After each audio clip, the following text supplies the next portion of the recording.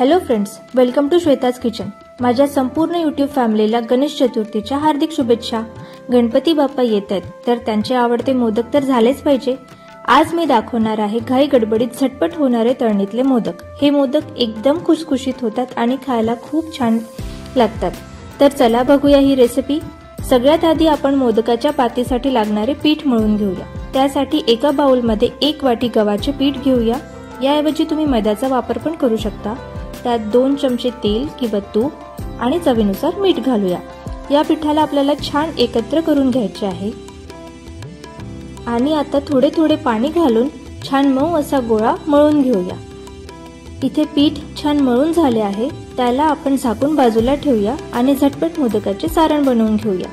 यासाठी एका बाउलमध्ये 1 वाटी सुक्या नारळाचा कीस, त्यात अर्धी वाटी साखर, 1 चम्मच खसखस आणि पाव चम्मच वेलची पूड घालूया।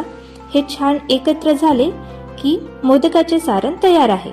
या प्रमाणात मीडियम आकाराचे 21 मोदक छान तयार होतात। चला बनवूया मोदक।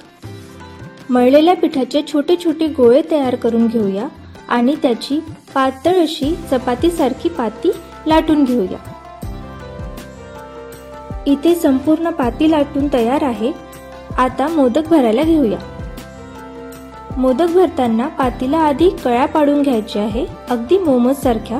त्यामुळे आधी वाटी तयार होते आणि त्यात सारण भरायला पण सोपे जाते। आता या वाटीत 1 चम्मच सारण घालायचे आहे। हे सारण बोटाने थोडे दाबून घेऊया। गरज वाटल्यास आणखी सारण त्यात घालूया आणि या पाकळ्यांना बोटांनी फोल्ड करत बंद करून घेऊया। छान असा मोदक बनून तयार आहे।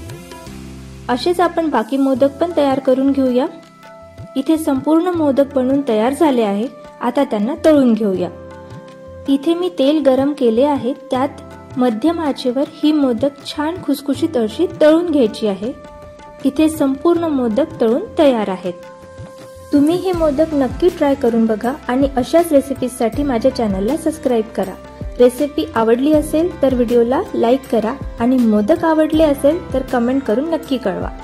Thanks for watching.